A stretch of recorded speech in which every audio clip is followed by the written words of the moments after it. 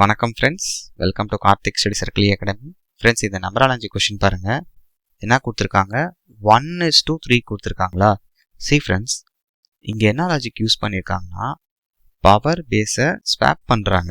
Okay, அதாவது 1 இருக்குல்ல friends. C 1 எப்படி எழுதுறாங்க? 1³ எழுதுறாங்க ஃப்ரெண்ட்ஸ். இப்போ பவரில் 3 இருக்கா, இதை அப்படியே பேஸுக்கு கொண்டு வாங்க. 3 பேஸில் என்ன இருக்குது? கீழே 1. இதை அப்படியே 3யோட பவருக்கு போட்டுக்கோங்க. So 3 power 1 3. இதுதான் ஃப்ரெண்ட்ஸ் லாஜிக். ஓகே, இப்போ இதே லாஜிக் 125க்கு அப்ளை பண்ணுங்க. ஸோ 125ஐ 5³ எழுதலாமா? ஸோ இப்போ என்ன ஆயிரும்? 3ஐ வந்து பேஸுக்கு கொண்டு வாங்க. ஓகே, பேஸில் இருக்க 5ஐ 3யோட பவரில் போட்டுக்கோங்க. அப்போ 3 power 5 என்ன வரும் ஃப்ரெண்ட்ஸ்? 243 இருக்கா? ஸோ நம்ம லாஜிக் கரெக்டு. இதே லாஜிக் 7க்கு அப்ளை பண்ணுங்க. ஆக்சுவலாக 7 எப்படி எழுதுறாங்க?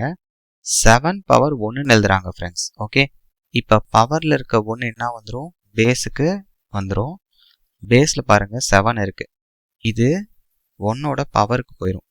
அப்போ 1 power 7 1 தான். அப்போ இந்த கொஷினோட ஆன்சர் ஆப்ஷன் ஏ. கிளியராக இருக்கா ஃப்ரெண்ட்ஸ் லாஜிக்? தேங்க்யூ.